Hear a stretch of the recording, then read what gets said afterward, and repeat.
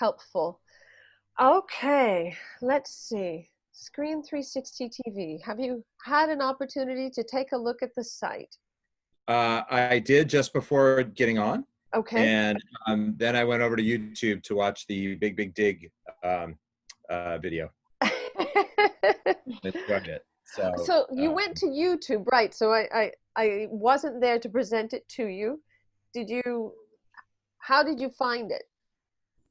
you know what? I saw that it was coming up on your site. It looked interesting enough. I didn't know anything about it, but I could get what it was going to be about by the, it was the description actually of the machines without narration that got me. I could quickly understand what it was, and Okay. then there was just the timing. I had a couple of minutes before we were on, so I Okay. went to look at it, and then but I quickly got what it was, and so and then it was fun. So How I would you, think it's phenomenal. well, Yeah. let's see. I know that you're teaching college age now. How would you use a film like that with college age students, or would you reserve that for a younger audience?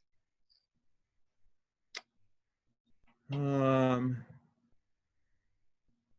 what I love about that one is that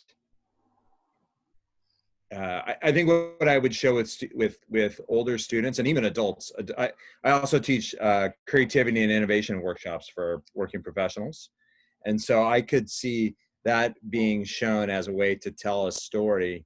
I think most adults, whether they're students or working professionals, if you ask someone to tell a story, they're going to go straight to let me tell you a story. And the amount, and they're totally forgetting how many stories we used to absorb all the time as kids or something like that. So that, to me, that's a really elegant example of telling a story, and then it's the other example of using different storytellers. I mean, I don't want to, is this kind of stuff here? Like, I loved it because the idea of a gigantic machine as a storyteller is fun. And then it also, for this particular one, I would connect it with one of my favorite books that I used to read as a kid and read it to my own kids, which is P.D. Eastman's "Are You My Mother?" Oh, Which I don't know if you guys know that one. right, right, right, right, right. I do. I do. I It do. ends with Nigger. It's a great book that connected with. So that's what I was doing right before we clicked on. Very nice. Very nice. So considering the curriculums, changing curriculums to match what is happening in our changing world right now, um, do you see Screen 360 TV as having the potential to address social justice and on various age levels, social justice, racial justice? Would you use it that way? Um,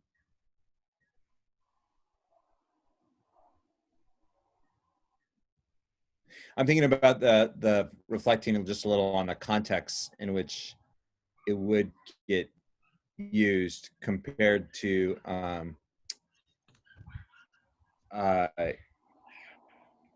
like just it's compared to this video that I saw yesterday from the band that used to be known as the Dixie Chicks and now going by just the Chicks. All right. And I forgot the title of the video, but have you guys seen it? Just released yesterday. I haven't looked at it, but I noticed too that they removed their Dixie. Their newest, I mean, I can't find them, but they're one that just, I saw it yesterday. It's just come out in the last day or two. It's a very powerful, lots of quick cuts from all these different marches in the past and the present, and then it closes with some real powerful imagery around it. So, like, I guess what I'm thinking is like that's how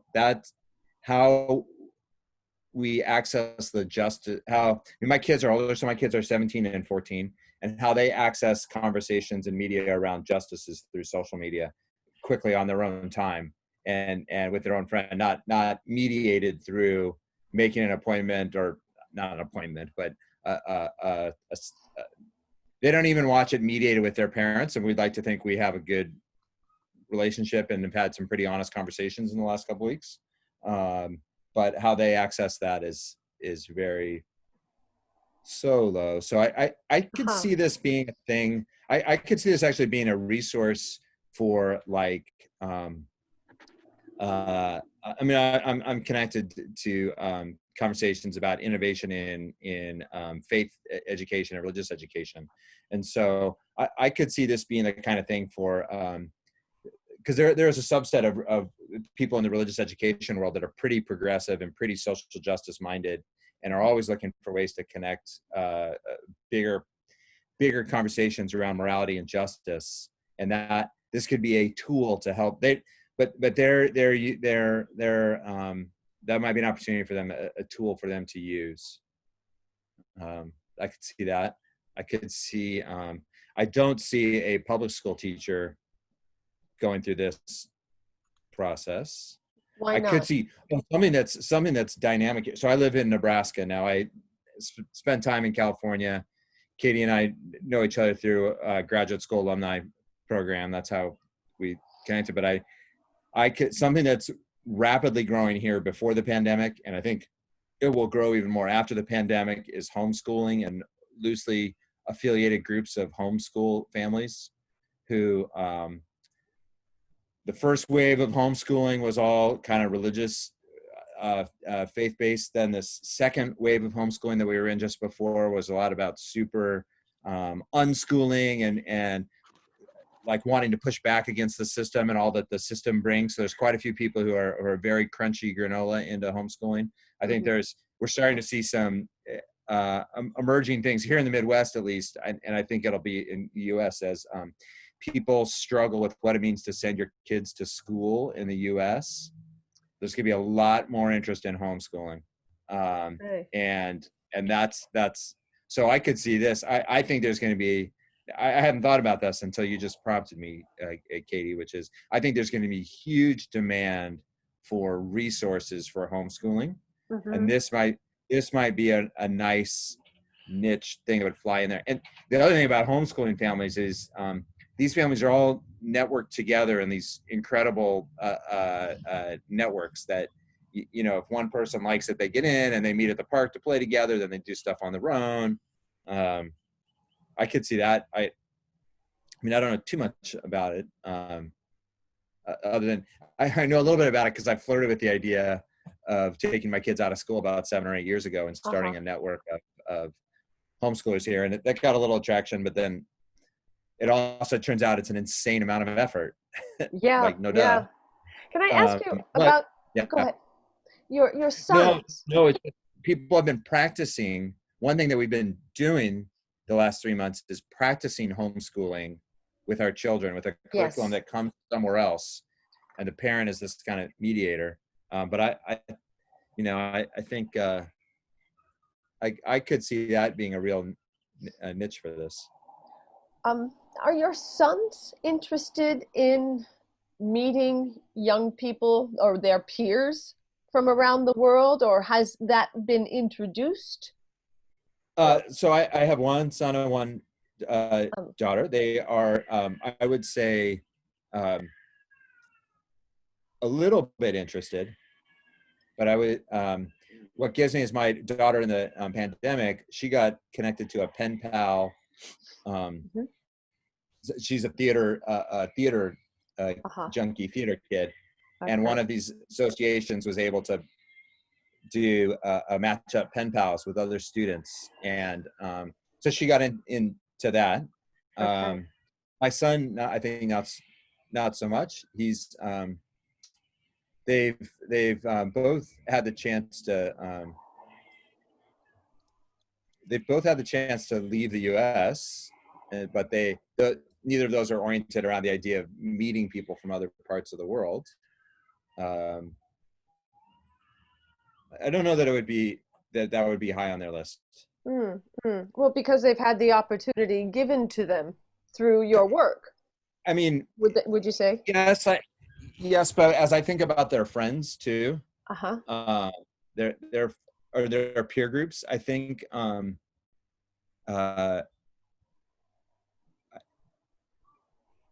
I think for younger kids, it would be the parents that would be more control over building the kids' social network and who they're exposed to and not. But by the time they have a device, I don't know, so middle school, 13, 14, maybe younger even now, like they're capable of building their own networks on their own without a parent mediation. And that gives me some heartburn. It gives our families heartburn, but they don't need it mediated and brokered. On the other hand, I can imagine parents of younger kids, like under 10, really being, especially now with the lockdown, feeling like they would want to make sure that their kids have some global connection, global exposure. Like, I mean, I'm personally of the opinion that the idea of international travel for leisure, I think, is years away. Yeah. I don't think it's months away or a year away. I mean, that's how I feel today. Tomorrow I'll feel somewhere else, right? But today that the idea of and it's not. I think there's a really strong, and this might just be like my bubble of parents with similar approaches and similar values, that, like, I think it's a strong value for us. I think most families that I know, that they want their kids to have some international exposure and be aware that the world is a big place and that people experience the planet differently. Yeah. You know, and a broad thing. I think the other so that I think this could do that. The other thing that I think is appealing as I looked at this is the curated aspect of it, because it's so hard. Like now, I mean, the timing is good, I think, because the number of and you guys probably see this kind of chatter too, but the number of articles or Twitter asks or Facebook posts or whatever about, like, what can I show my kid? I'm home with my kid. What can I show my kids? So just the curated playlist idea, or it feels like there's two ideas going on with Screen 360 TV: the idea of curated content and the idea of experience together. Yes, and we put them together. That's the film festival model, right? And so we're trying to preserve that as much as possible, because it makes the event more momentous and the learning greater, I feel.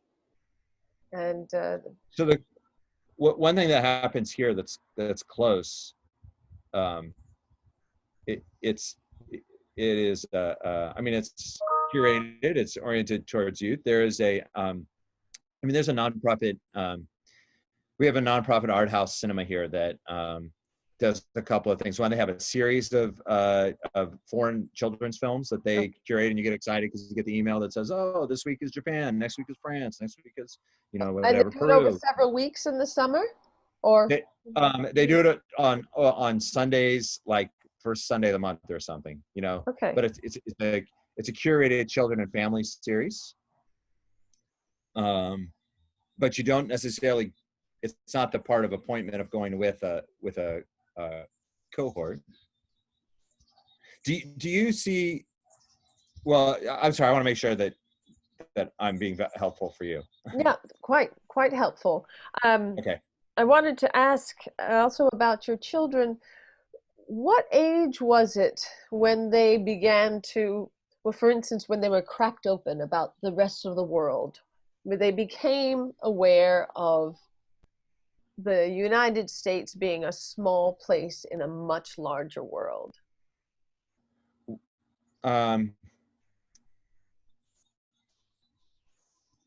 So for me, I think when they were 8 and 6, I taught a 1-month class in Denmark.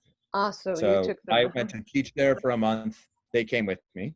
So as a 8-year-old and a 6-year-old, I was very, very grateful that I had that chance. So I took it. And so I would say that was without a doubt yeah, sure. That did. Although there were also, Um,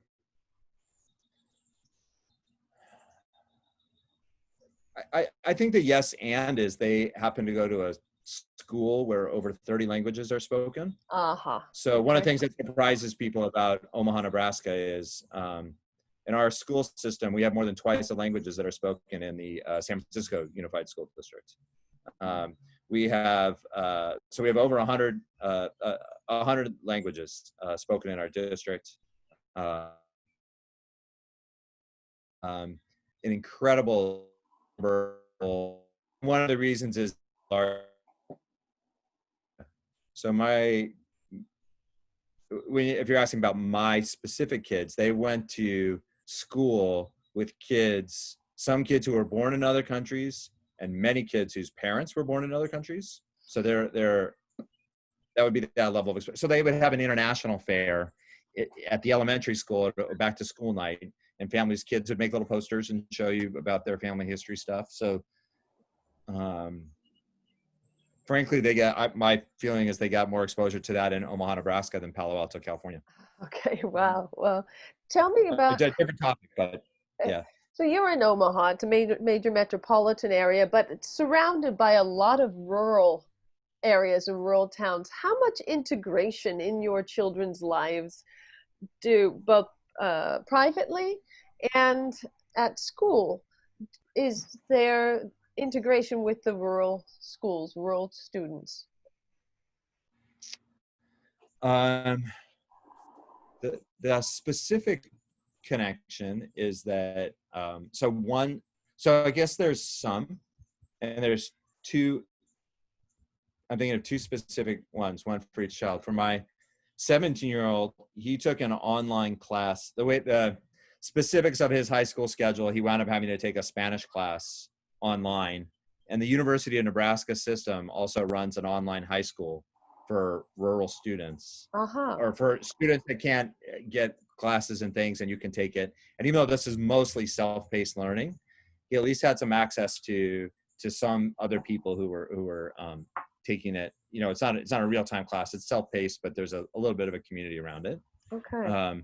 And for my daughter, she was real active in a student theater group, and they had Uh-huh. big statewide conferences that they went to. For my son, he also went to statewide science contests. And that's interesting because you get on a school bus and go out to a small college that's 2 hours outside of this city.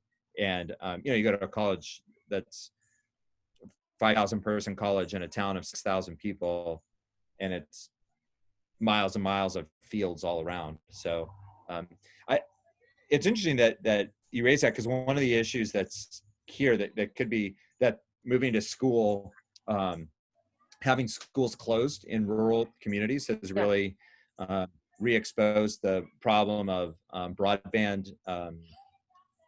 Many of the challenges that people who live in underserved communities in urban areas, people in rural areas also face them. The specific contexts are things like food deserts and stuff like that. That all happens in rural areas Yeah. too. Yeah. But and generational poverty, that all the laundry list of stuff, and it's long, it's hard. But another thing is access to digital divide stuff, and access to the internet is a real challenge in rural, not just rural U.S., rural, at least from what I know about it, rural parts around the world. Yeah. Around the Uh, world. Yes, true. and but anyway, it strikes me like this: you have the opportunity. There are They love living in small communities. And it's people who live in bigger cities that love living in bigger cities don't really care to feel too connected to the people out in rural parts. Yeah. Yeah. Yeah. I'm We're afraid we struggling with missed a that. little bit. Um, very quickly about value. Well, and I think you spoke about. Could you? What would you value Screen 360 TV at for a school district? Have you ever done purchasing for the classes that you've taught? So I've never, but I'll tell you, I've tried to sell to a school district, and it's Uh-huh. really hard. It's really, it's a really long and slow sales cycle. Now, on the other hand, once you're in, Yeah. you're in. But software sales into schools is I found it to be really difficult for a couple of reasons. One is they are first of all, it's just a lot of decision makers at a lot of levels. Yeah. You might have more success at independent schools. That's what we're looking at, to I international don't know too baccalaureate much schools. about it, but Okay. Dan, yeah, I was gonna yeah. Jack, ask, go ahead. you said that homeschooling's on the rise, especially where you are in Nebraska, and you've even kind of experimented with homeschooling yourself. How much would you be willing to pay to license it? I know you probably have Netflix, which is a monthly subscription of $11. Would you consider, if you're homeschooling, or how much do you think families around you who are homeschooling, how much do you think they'd be willing to pay for a subscription to Screen 360 TV if they were homeschooling their kids? That's a great. Well, if Netflix is the standard at 11 to 12, I think, I could imagine. I think $5 a month is an easy one. Disney Plus is now coming in at like 15 or 16, right? And that's got all the heavyweight brand. I wonder. Is it helpful? I'm just riffing. Like, this also does seem like something that maybe you let somebody else do the heavy lifting of the selling, and I don't know the details about this, but like this could be the channel on the Roku. I have a Roku box. I'll pop all these channels. I'm most interested in Netflix, Amazon, or whatever, but there's a whole list of channels. So I could imagine that popping up, packaged, and let Roku do all the heavy lifting of the selling. That's nice. I could see that. It's a nice idea. That's part of what we're doing in this week, is looking at specific direction and how to, I guess. I guess, Jack, to answer I feel like if it was more than $8 a month, I would probably pass on it, because I already have Netflix and Hulu and blah blah blah. And if it was less than $5 a month, I would question a little bit about, like, well, what's really going on? It feels more like $1 or $2 a month sounds like too cheap. But yeah, between $5 also sounds like the sweet spot of what it costs to take my child to a movie, like a kid's movie ticket. Yep. So that maybe feels like that kind of. I have a question along the very same line. Yeah. Okay. So I don't really know the homeschooling. I don't know. I was a public school teacher, but does the district, if you teach your kids at home, do you get like a voucher from your school district, and that's how you operate your homeschooling? There must be some fundings as you pay school taxes. You must have access. No? That's a contentious political issue here right now. So you don't get your taxes back, but you can. But some people want to do that, and we don't have vouchers here, and we don't have charter schools here. So we're one of a tiny handful of states that doesn't have. There's some specific things in Nebraska. So like, on one hand, we have this. There's certain things that don't fit politically, but on the other hand, we have really strong commitment to public schooling, and we always vote for bond measures to pay for schools. We have the highest high school graduation rate in the country, and people here build new schools, pay for that, and feel very, very strong connection to the story of public schooling. And then there are people complaining, but like, whatever. But we probably will not have vouchers, charter school, that kind of stuff. But for homeschooling, there are people who want to just pull their kids out. And the movement that the name of the movement, this was a few years ago, is called unschooling. And so that was the pushback was against kind of this factory model. I mean, you guys know there's certain things about schools that feel factory-ish, and so parents wanted to push back against that. The other thing that, by the way, is interesting where the kids would like participate in you can be, so an easy one is you can be homeschooled but still participate on a school's sports teams or in their music programs and stuff like that. There's other examples floating around. I mean, these are very, very individually negotiated things, but like you can take biology labs with a big lab setup, but everything else you're doing at home. I can see that.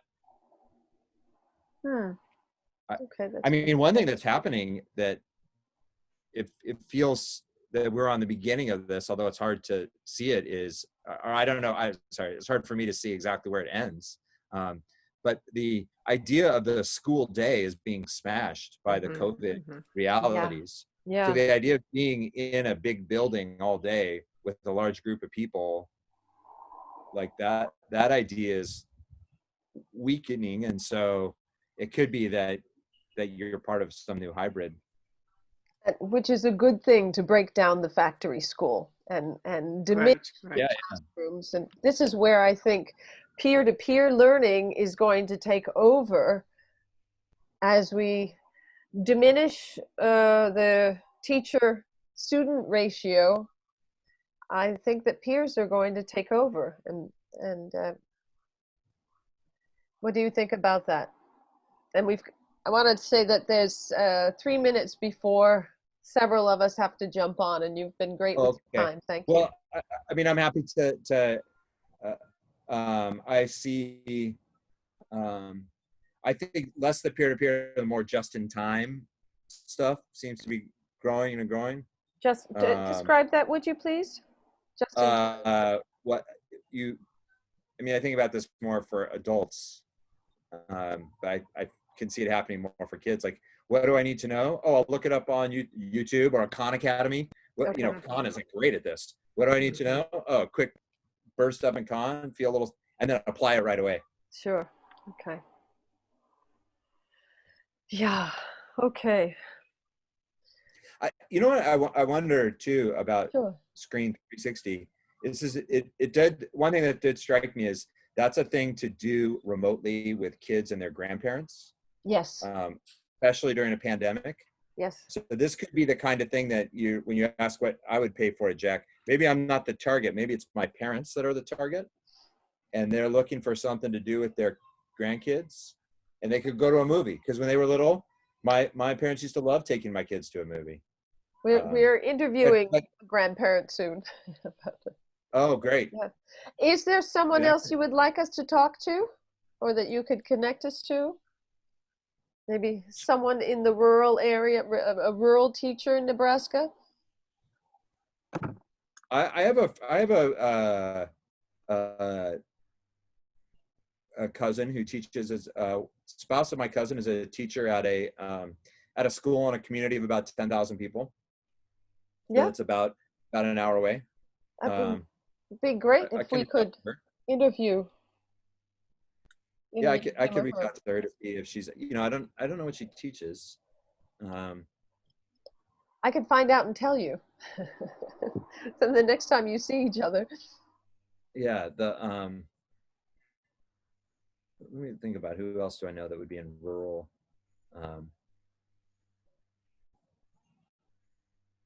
Yeah, I don't know. School districts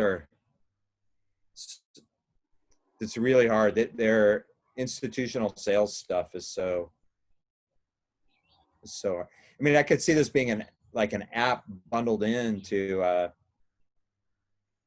That's just so hard though. Like every district's IT. The one problem is there's 9,000 school districts in the United States. So each one makes its own slightly different rules about how the technology is and what kind of web filters and like. Right. I know you're not solving that problem, but. Okie doke. Well, yes. When you send your cousin's wife's make an introduction, that would be really helpful to us. Yeah. Well, how about this? I'll reach out to her and see what her availability and interest is, and then if she's game for it, I'll connect you. Okay. Great. Yeah. Our next interview is on the line right now. Oh, Okay. And so I will say thank you very much, Dan. Yeah, my pleasure. Yeah, good luck. I'm excited to see what happens with it. Okay, see you soon. Bye-bye. Bye-bye.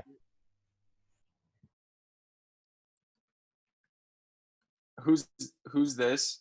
Coming on is Christina Kavanaugh, my sister, who is a teacher in a rural district.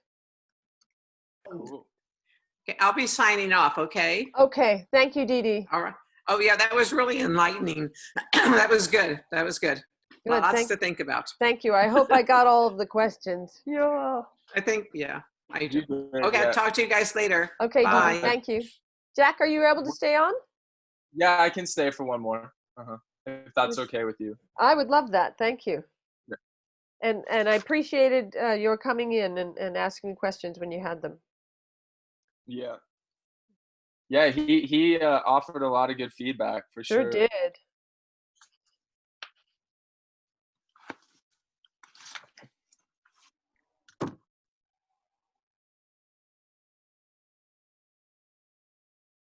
And I guess Rochelle lost connection. Oh, is that what she said? Okay.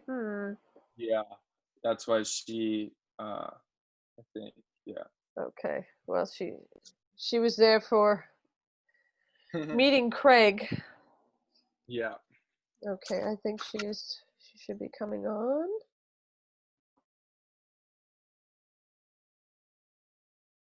Can we do it in less than 20? Let's see. So we'll Yeah, I know. It's so hard. yes. I'll ask about starting with how they teach about diversity. Oh, she's on. Oh, there she is.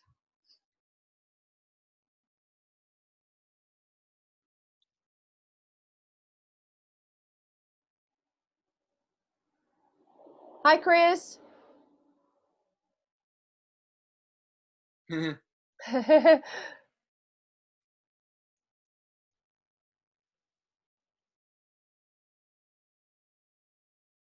Go ahead and unmute yourself, Chris. There we are. Hello, that was a nice entrance. Thank you.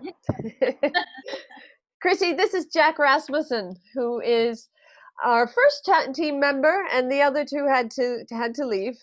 So thanks very much for coming on. I'm going to set my timer for 20 minutes. I know that time is dear for you. Yeah. Okay. And 20. Good. So I will explain to Jack, you are a second grade teacher. Is that correct? Yes. Right? Yes. In a rural school district in Eastern Washington. And one of the questions that has come up with us is about teaching diversity. Do you feel that Screen 360 TV could help you teaching diversity? Yes, I mean, just seeing the lives and experiences of children in other places. We don't have a diverse community really in our school because it is primarily Hispanic children. So we think of it as, oh, there's a lot of diversity, but really it's a pretty homogeneous group. It's probably 90, I think it's 6% white, probably 3% Native American, and then the rest is all Hispanic, mostly Mexican American and some Central American. But so and some migratory, right? Some, yes. Actually, it seems like less than when I first started. This last year, I have kids that are listed as migrant, but they're not leaving. The way when I first started, I would have like 5 kids who left in the fall and would come back in the spring. But now I think what's happening is that members of the family will go and leave to work, but the kids will stay behind with grandparents or aunts and uncles. So they're listed as migrant, but more often now than before they are staying. So that's good. Okay. Is there diversity in your curriculum? I mean, is there a diversity curriculum for teaching about other races? Not, I mean, there is, you can tell, like in our reading curriculum, you can tell there's, they've worked to put more, just different people, different faces, different walks of life into the stories that we're learning. We take classes. It's part of our, our training as teachers. So you take classes in when you're getting your degree, and then in your professional development. Like I just took one this spring when school was canceled. Before we got started, we did a lot of classes online, and one that I took was I'm trying to think of the exact title, culturally responsive classrooms. So we are we do take a lot of classes, and I don't know, sorry, I lost a piece of my earring, if those classes are required, beyond the certification level, if schools are continuing. Our school district does, and we have classes on it as part of our professional development. I don't know if other school districts do that or not. So you have engaged Screen 360 TV with Lila, and thank you again for that. Is it something that you would use in the classroom, and how would you use it in the classroom? Perhaps when and how often? I'm trying to think. I think now, given the new, the new circumstances and with the kinds of online things that we are doing, I see it more as a possibility than before, just because it's very hard to get things like this approved by our very conservative school board. Yeah. So now I just kind of see it as more of a possibility. And we do things like one of our stories that we read is Friends Around the World. So, and it details the life. It's like kids corresponding back and forth from different parts of the world. And if we could find like stories from kids in those areas, be like, oh, this is like in Yellowknife, Canada, where this girl lives. Here's a movie that's kind of similar to this girl's life, or things like that. So I think to be able to incorporate that, especially since we're probably doing a hybrid model where kids are going to be coming maybe every other day. And so we're trying to figure out project-based learning models and modules for them to do at home. So things that they could do at home. So it'd have to be stuff that kids can do independently, which could be difficult because even though they are movies for kids, most of my kids could not read the subtitles. Right. So that's going to be a problem for them. And then even the ones that are in English, it's going to be language that they would need to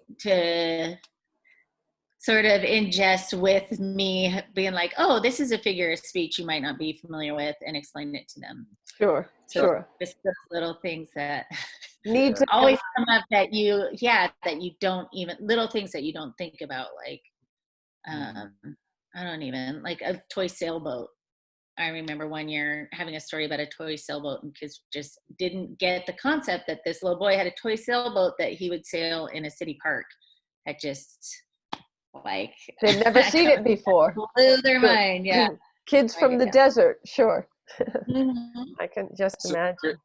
Go ahead. Chris, assuming that we have an international movie that is streamable on Screen 360 TV, and you and your fellow teachers at your school would want to show it to them. What else do you think you would need to come with the movie for your e-board at your school, to who you said was very conservative? What else would you need along with the movie to get it approved? Would you need a worksheet, like you kind of alluded to? What would you need? Would you need vocabulary to come along with the movie, or what different things would you like in order to show it? And maybe that would help us get approved by more conservative district. I think language is definitely, vocabulary would be helpful. As a synopsis, I think having a good synopsis that we could go through. I'm just trying to, if they think that something is political, they're going to shy away from it.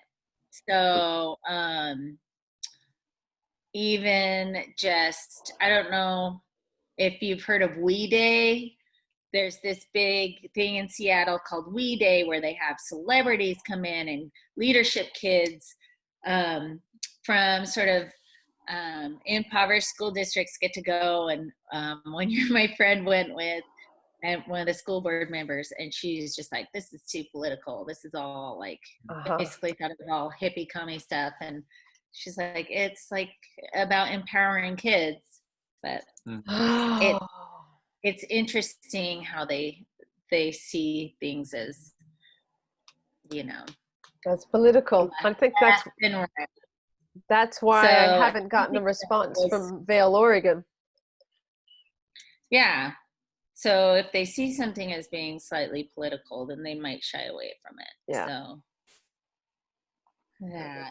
there we go. I'm having a hard time seeing the print. Oh, let's see. Well, that's good. Yeah, good. How did you? And I mean, I don't want to project, but they might be slightly xenophobic. So just the thought of having like, oh, why do we need to watch all these foreign films? I don't know. I might be coming at this with a little bit of an attitude right now, just because there's some things going on with the school board that it's not great, but I just am, my concern with them being like, this is like, you know, foreign films, like why do they need to watch foreign films and stuff like that? So as long as I can tie it directly to something we are learning about in our curriculum or our content and make a direct link to it, then I don't think I would have a hard time with it. And if I had like a good synopsis so that they knew what it was about. I don't have to necessarily get everything pre-approved. Okay. But it's everything is supposed to be rated G. So probably a lot of these films don't have that kind of rating, right? Right. So that's what kind of comes into. So that makes me wonder, if I were to give an evening film festival at the school and they tuned in, and I present the history of the Berlin Film Festival and help them understand the value around it. Would that make a difference if we had an event and then that sort of could launch? Or I don't know how to put this. I'm more inclined to like the less information they have is probably better. Yeah, I hear you. If I should be saying that or not, but I'm kind of like maybe just flying under the radar. So then it would just be like a class by class basis, not like a school. How would you recommend getting more teachers engaged? I would say it's very difficult right now because of this state of things. I mean, at any given time, teachers have so much on their plate. Yeah. sort of diving into new and unexplored territories is kind of scary.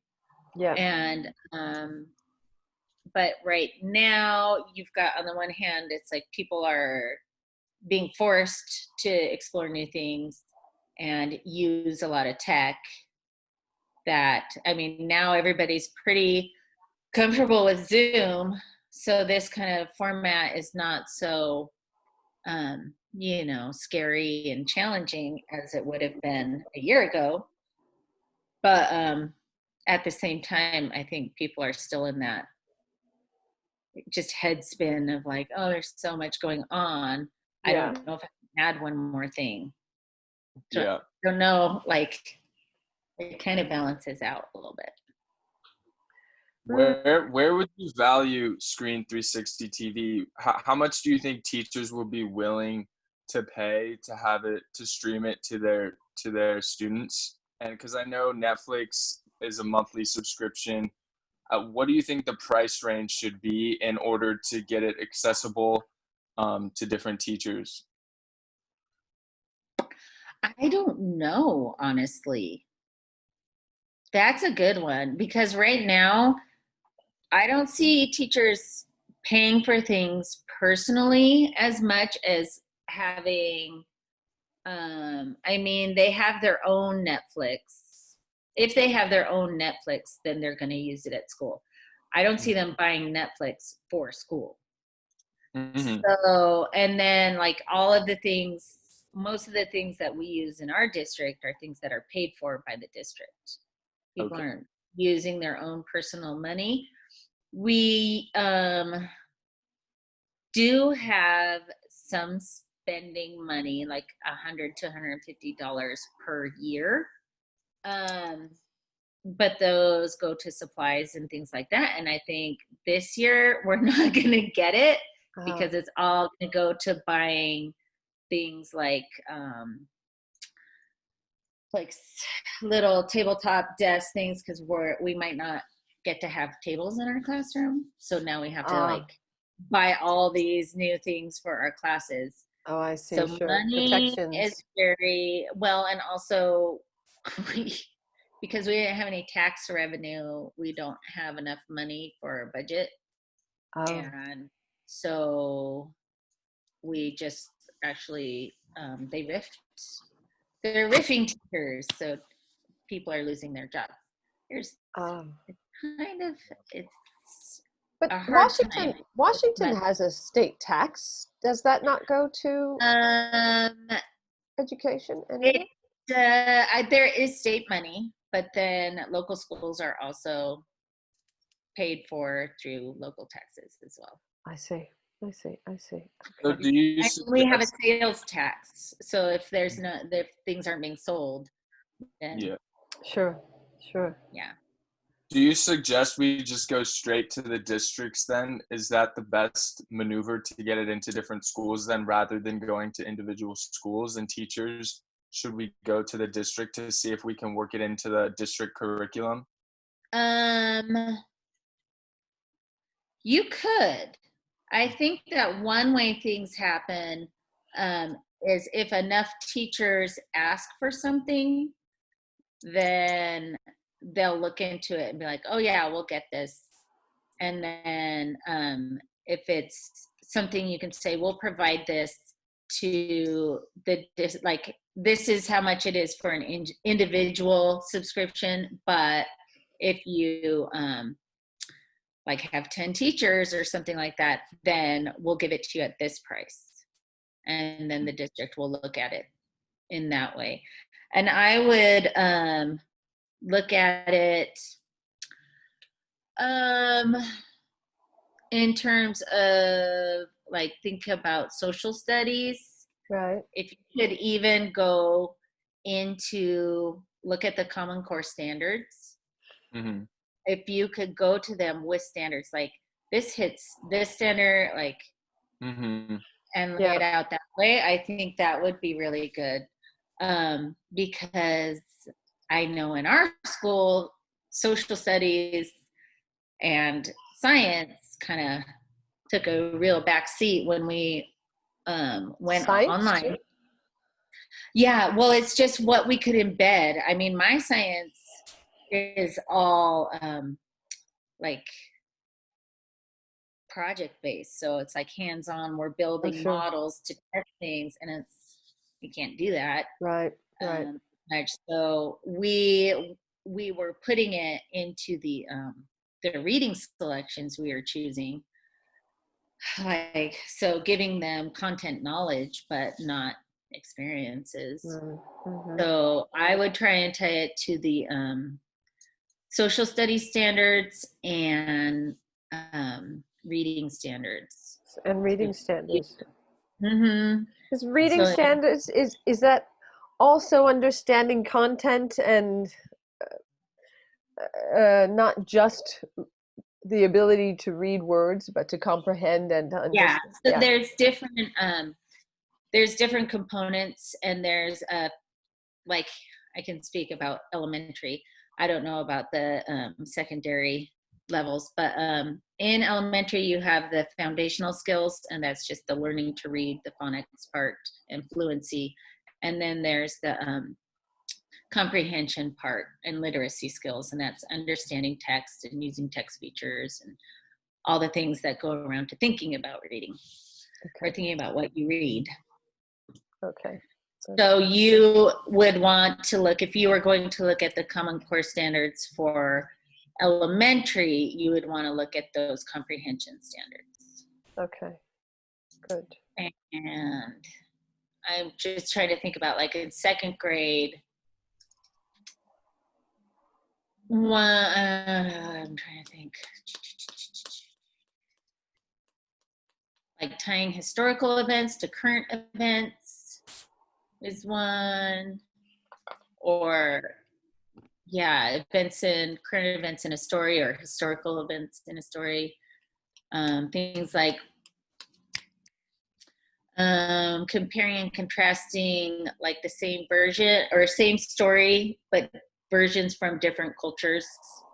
Like, okay. I'm trying to think, like Cinderella. Is it the Cinderella story? There's so many different versions of Cinderella, like many, many different cultures. Sure. Okay. So if you had like some kind of document where you could reference all these things, I think that would be helpful. That would be a good thing in the teacher packet that comes with when you sign up with Screen 360 TV. You get a packet, and there's one per film suggesting questions. And Jack, you packaged that up nicely in your last interview, and so that is a way that we could possibly also make the playlists available with a teaching packet, and that can be used outside of which is called linear. I just learned when you have a channel and scheduled presentations. This is called the linear program, and so that would allow it to be done asynchronously.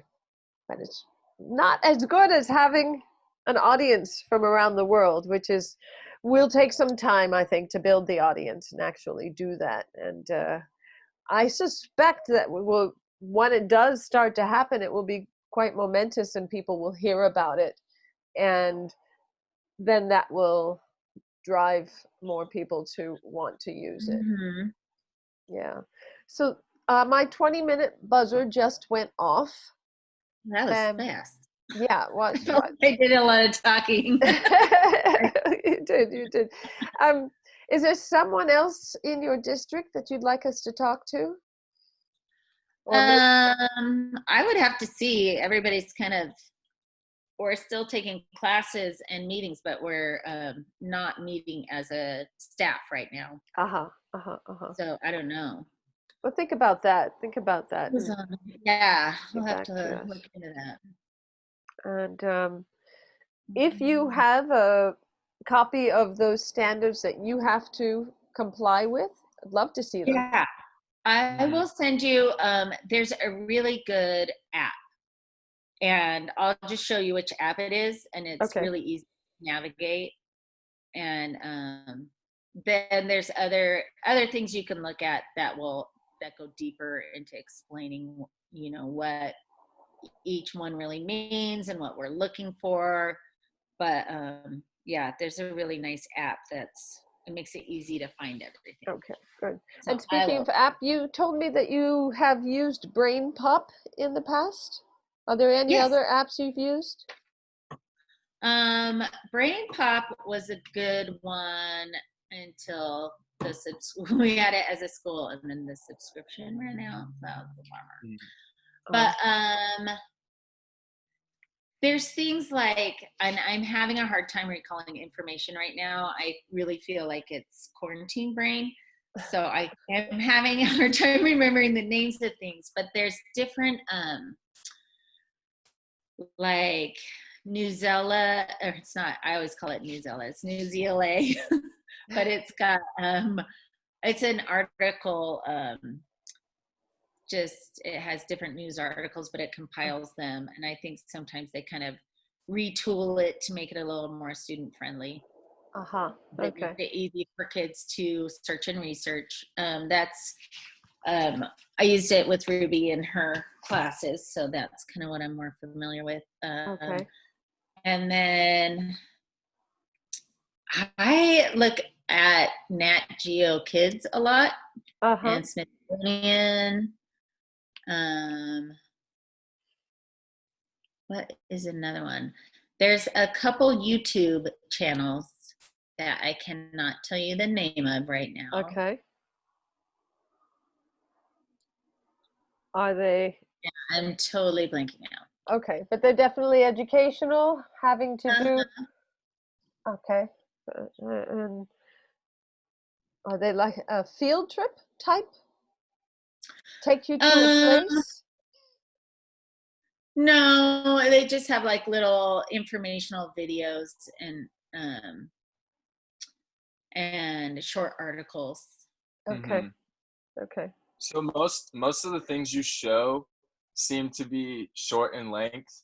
Do you think that Screen 360, would it be a good option to have maybe short international clips, maybe just to kind of fit, because a lot of kids have short attention spans and they can't sit down and watch a 2-hour movie. So maybe if we have 5-minute clips or 10-minute clips, would that work better for you and your other teachers? Yes, definitely for the elementary level, especially. And primary, yeah, I mean, 5 to 10 minutes. You can also do things in, you know, have a series. Like if it was going to be, I don't know, something that you could break into different parts. That works, but kids do have fairly short attention spans, especially if they are not in the classroom. Right. They can sit and watch a 15-minute video, you know, at the carpet in my classroom, and there will be kids who have a hard time and might lose focus. But as a group, they're okay. But at home, no way. It's going to be really hard for them. Yeah. So it's, I would say 5 to 10 minutes is pretty good. Animation, if like you find some that, I mean, they do like live action, but some interesting animation or just mixed media works well too, like when things change. Okay. I can imagine playing with some programming that keeps them engaged for 5 minutes, then suggests that they go do something and then come back for another piece or something like that. So yeah, the program design could support. That's interesting. For instance, in the programmings that I have now include a drawing class with Michael DiTullo, and who tells you how to draw a teddy bear in 10 minutes. And this is great stuff. And then there's a dance break on the Saturday morning one. It's rather long, and say, this is a dance break. And I put on some cool music. And this is when you get to dance. And the music goes off in 3 minutes. And you come back and you can watch something else. There we go. So, is there something that they watch while they're dancing? I think I'm using Parov Stella, who's a great DJ, but usually he has one image on there. So no, it's that they focus on leaving the screen, resting their eyes from the screen, and listening and getting into their bodies for a minute. So I would not put something on screen except a single image that holds the space while the sound is playing. Yeah. I haven't tested that so much yet. Just with adults mainly, and with the tiny you dance might party. want to go less than minutes, even just 1 minute. 1 minute is almost like I'm dancing and now I'm now I'm gone. So it's just short. You've lost my focus. Okay, just jump up, 10 jumping jacks and then come back down, something like that. That's short, huh? Okay. You can give them a series of things to do. Like you're gonna do 10 jumping jacks, run in place, do this. That's a fun idea, actually. Almost it could be a parkour in your living room of sorts. Go sit down on the chair 3 times and. Well, that's what our PE teacher. All of his lessons were a challenge. So it was focusing on different skills, but it couldn't just be like practice catching. You had to or practice throwing. You had to do different things, like a walking plank where you're trying to pick up things and throw it into the basket. So just things that were not the usual, but they were fun videos to watch. And did the kids make videos too? Yeah, so they would make a video of themselves doing the challenge. Great. Yeah, I noticed that. We gave kids a challenge to make a Rube Goldberg machine. And there's a lot of these challenges. I forget the guy's name, but it's pass the salt and pass the pepper. Have you seen these? Oh, I'll send them. And I gave those to the class in Germany who was watching, and they've made videos for me to see, and I'm going to see them on Monday morning when I interview their teacher. And I'm looking forward to it. So it's just consecutive movements, and one thing launches another thing, a Rube Goldberg machine. And I'll send you those, and the kids will like them. They can make their own, and wow, taking the time to finesse the engineering will take all afternoon. So they're great projects. And then when you film them, Christina, is there anything else that you would like us to know about Lila's experience watching Screen 360 TV? Did she talk about it afterwards, actually? Longer afterwards, a couple of weeks. Remember that film we saw on Screen 360 TV, for instance? We were talking about it the other day. And maybe we were talking about we both really liked the one about the field guide to being is that what it was? Field guide to being a 12-year-old girl. Yeah, and we talked about that one. And then she was trying to remember, she thought she had, I'm getting a phone call. She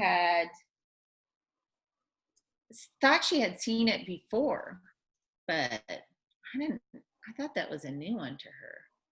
Yeah, it would have been. Mm-hmm. Yes, we talked about that one before. She just thought it was very funny. Did she talk about, I'm sorry, go ahead. Just the humor. I think that she prefers, humorous,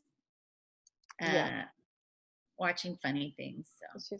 Did she talk about her response to Fliegen? Because she really stood up and spoke her mind about flying and what flying dreams mean. Yes, Yeah. she has very vivid dreams, and she tells me about them a lot, very circuitous ways. No, she didn't actually. We didn't talk about that afterwards, I don't think. Yeah.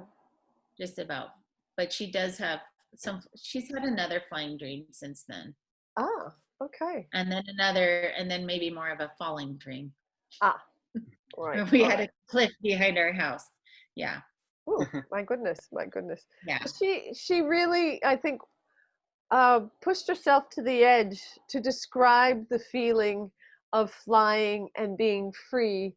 And I think she surprised herself with her articulation, and then she hid behind her mother after she heard herself being so bold. I have to go now. Andy Yes. needs to ride to the farm. So Okay. Thank you very much, sister. All right. It was nice meeting you, Jack. Nice meeting you. Bye. See you, Chrissy. See ya. Have a good trip tomorrow. Well, it's supposed to be Sunday, but okay. There's farm stuff. I don't know. We might have to cancel our trip. So. Uh-oh. Yeah. All right. Bye. All right, see you later. Okay. Well, that was useful. I think it's really important to hear, for me to hear, that things come up again. Memories of films recur, and this is how they are even more fixed in memory. Yeah. That was something that Craig thought we should speak more about, as I said, more about the research, more about the value of these memories. I wonder about that. I don't know. I've been told that the research is too academic for people, and so you shouldn't talk about this. But I'm glad he said. I think right, and like maybe like a very brief sentence as an introduction, because I think teachers, what grabs them is that the atmosphere with Screen 360 TV is going to be a much different and much more valuable atmosphere for their students rather than the one they have now. And I think that could be something missing from the marketing. That's very good. Yeah, it's to enhance the classroom experience right now. Right now, it's not up to par with what it should be, and this is going to enhance the atmosphere so much more. And I also liked what Dan talked about. We could play with the idea of a new school day and how this is like a virtual classroom, and it's an international virtual classroom, because I think teachers would respond so well to that, especially trying to teach over Zoom or online. I think utilizing this as sort of a virtual classroom with peer-to-peer learning would be so powerful. And I think just some of the research before it would be very convincing as to why this is so much better and why they should have Screen 360 in their classroom. I think it would be convincing. I think we shouldn't drown them in the research, but we should definitely introduce it. That's a really good point. I've spoken about the atmosphere at the Berlin Film Festival being like a mini UN. Yeah. But that's good. But also the new school day, meaning that's, to me, is like time. That's the new part, but that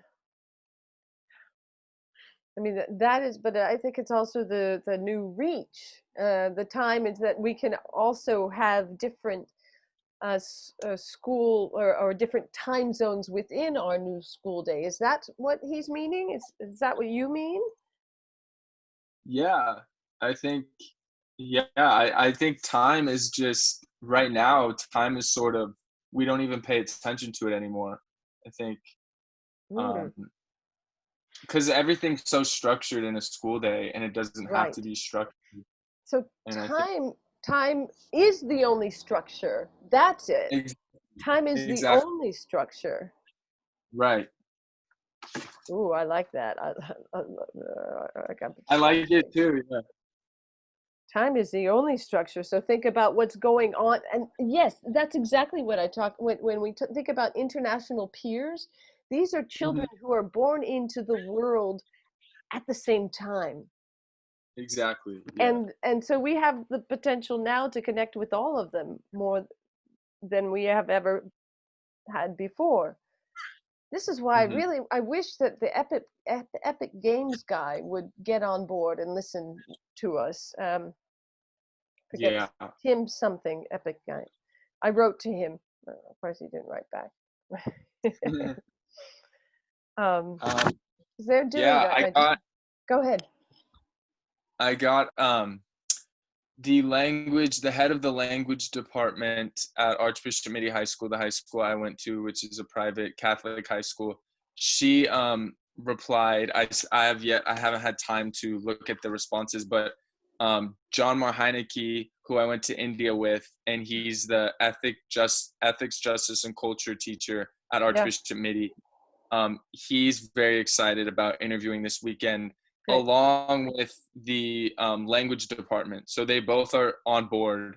And then I have the leader of, I think we're going on a good path here with teachers, but I have also scheduled the leader or the president of the Society for Development of Pediatrics. Yeah, that looked really good.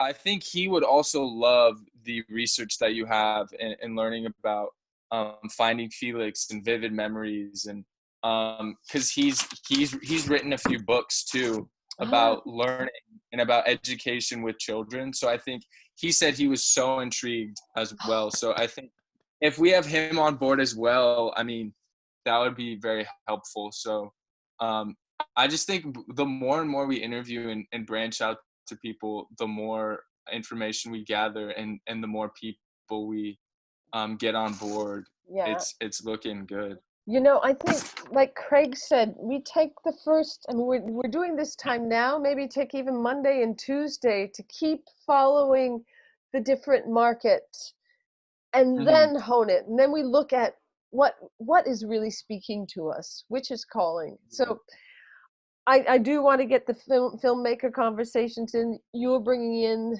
a couple of them, which is really great. Yeah. I want to reach out to that school. The Center for Scholars and Storytellers. That's at UCLA. Okay. I want to reach out to them. Well, I should wait for the introduction, but maybe I should reach out to them and say that an introduction is coming and just to save time, let's book some time. But that would be but that's children and media, and they're doing that. The piece that they don't have is the international piece. That's interesting. And it was interesting to hear what Christina said. I don't think they are so tuned in to Black Lives Matter there. They're in rural Washington. There aren't that many Black people there. Now, in Seattle, certainly there are. Right. Yeah, now that's in it. So, as far as the urgency that Mary Lynch presented, you know, international was not quite it. I think that's really, really valuable. But for Chrissy, it's just, not as important. And the kids are really young. I think she has first through sixth graders there, and she's got second graders, and the teachers have to engage, but getting the kids involved with things that are too political, they consider too political. I think the answer to that then is just having a large library of films to choose from. And that the films about Native Americans next door to the films about African Americans, and close to films that a teacher might stumble across and include. And Have you looked at the way Canopy shows their films and kind of a big Yeah, tiles? yeah, I've used Canopy before. I don't. Do they have Q&A? I don't know if No, they do. they don't. They Yeah, don't. they don't. They have It's some teaching, maybe some curricular mhm, suggestions, but they don't have Q&As. okay. No. Yeah, I think. I mean, I envision a collection of international films, and then for each one, maybe we have, like you said, a teacher playlist with vocabulary, maybe some worksheets, maybe some drawings and questions to ask the kids Uh-huh. before they watch it, during the show, and breaks, like different breaks and what to do, like what Chrissy was saying. um they have very short attention spans, especially elementary school kids, so Yeah. I think maybe every 10 minutes you need to have a break, you know. I'm getting too from Dan. Well, Dan took his kids traveling, so Mhm. they're the fortunate ones. But kids who don't get to travel, Mary Lynn said around third grade, they're starting to dream about things. Mhm. Fourth, fifth, sixth grade. Those seem to be the sort of magical years of my childhood, and I had some great teachers. But Mhm. the ones who recognize that it's also the time where they're starting to recognize the rest of the world, Yeah. and they have to make sure that they get the rest of the world. I have a feeling that the poor people who are xenophobic and nationalistic just didn't get very good education and didn't have Yeah. teachers who sparked their interest, their curiosity. And it just, Mhm. it's so unfortunate. But It really. yeah, sometimes who wants to live out in a rural area? So, how do we make living in a rural area more attractive? Mhm. I think you're right. I think, yeah, those years it could be big in elementary schools. I think third, fourth, and fifth grade are very important to exposing kids to different cultures. Do you think And that's I it? think Dan also hit it on the nose, because I think homeschooling is on the rise, and it could be a great niche of just parents need resources, and they could turn to they could turn to this for international, to show their kids different cultures rather than going on expensive vacation trips, Yeah, you know. yeah, yeah, yeah. To have that immersive travel-like experience. Hmm. That's that's yeah. The next thing to Yeah. do is what time have we got? Okay, 3. Good. Um, okay. Guess we probably have to do some transcription of our respective interviews. So I should do Yeah. that, and I'm going to try and book a couple more interviews. Hmm. We should probably